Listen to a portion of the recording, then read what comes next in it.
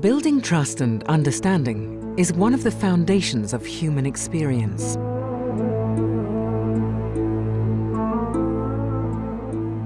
As global codependency grows and distances shrink between all of us, these mediation processes demand more specific skills and methods in order to diffuse conflicts before it's too late.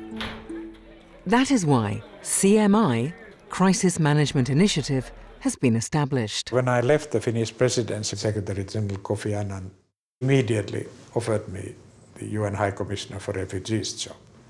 He was very generous by saying that I give you 3 months to think about it. Honoured by the offer, President Martti Ahtisaari was also advised to consider other options and to match his earlier role as a mediator in different parts of the world. I wanted to go back to what I had been doing in the past, so I wanted to have an office. And my foreign friends particularly said that we need you for the odd jobs. We need somebody, you are typical an odd jobs man. I don't know whether it was a compliment, but... He has the openness, the easy-going way of approaching people from an angle which makes people feel comfortable and open to working with him even in conflict situations. He's a wise leader, and I think all truly wise leaders understand that one person can't possibly accomplish all of the impact that they might wish to do, that it takes a team. Martti Ahtisaari founded CMI and promptly began recruiting young professionals for various peace-building projects around the world. One of the forgotten conflicts of the world came to the attention of CMI, the archipelago of Indonesia, one of the most populated countries in the world. In 2005, CMI initiated negotiations between the government of the Republic of Indonesia and the separatist Free Aceh movement. The settlement in Aceh, Indonesia, was an extraordinary accomplishment and one of global significance. And this was a classic example of the Ahtisaari CMI approach. When you force people who have never been in the room together to actually sit in the room together and confront each other directly, looking eyeball to eyeball, it changes the dynamic in a very profound way. It's a risk. You have to be very skilled at knowing when to insert that kind of an opportunity. What I'm feeling now can only be compared with the joy I have felt when seeing the changes that peace has brought to the lives of the people. When people who have endured wars and crises begin to build their lives in an atmosphere of peace. When faith in the future returns. CMI works at all levels of society, among the citizens and close to the leaders and power centres.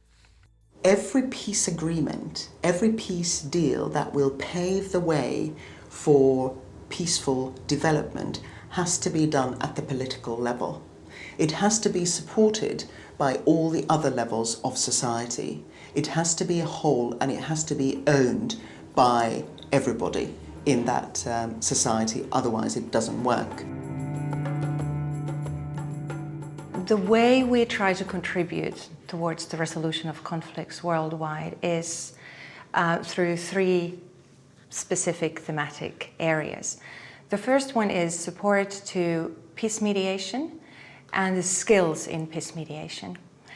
The second one is to facilitate discussions and dialogue in conflict resolution processes. And the third one is to find ways in which to support the sustainability of the peace agreements. In other words, support to the post-conflict phase. One of the focal points of CMI is peace mediation support, to share knowledge and thereby assist others in their own peace mediation work. Especially vis-à-vis helping to support the capacity building of regional organisations such as the EU, the AU or the ASEAN.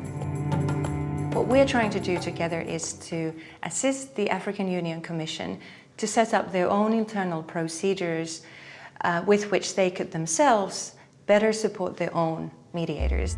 The second focus of CMI is to facilitate communication and structured dialogue between conflicted parties, and to create long-term understanding and trust as a foundation for peace and sustainable coexistence. The post-Soviet clash in the mountains bordering Azerbaijan and Armenia in Nagorno-Karabakh has continued since the early 90s. Subsequently, young Armenians and Azeris of the same region have never come together and never experienced peace. What we are trying to do is to create a common vision. What we are trying to do is to involve people into a dialogue and to make them reflect on the fact that they have had a past, but that was where they lived together peacefully, but that they also have the possibility to have a future where the next generations, their own children, can live peacefully. One of the most important efforts in peacebuilding is preventing further conflicts before they happen. This is paramount in post-conflict efforts. We've all seen throughout history far too many examples of what appeared to be successful mediation and negotiation, leading to peace treaties, peace settlements, etc.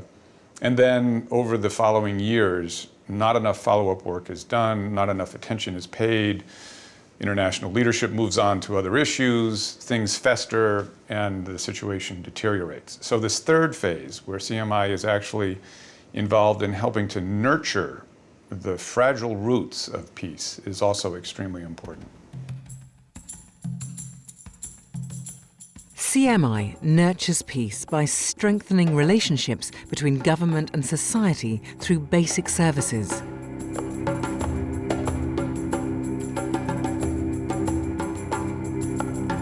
As well as foreseeing conflicts and suggesting reforms.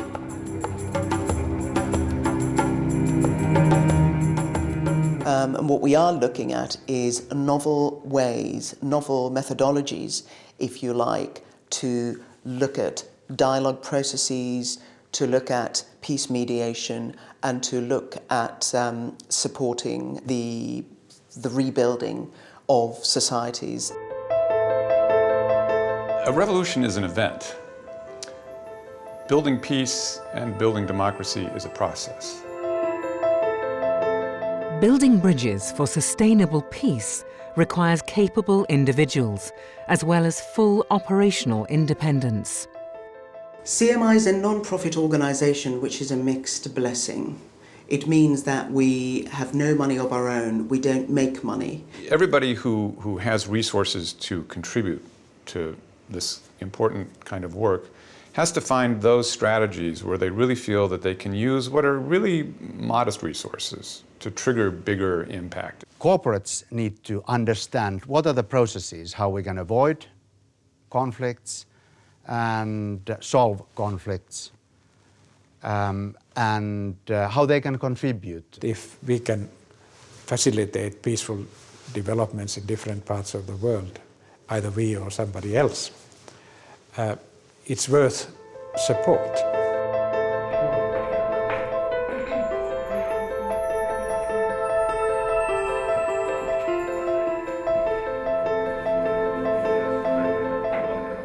I'm very impressed by the young colleagues who have very fast gained experience and how they have been developing the different activities.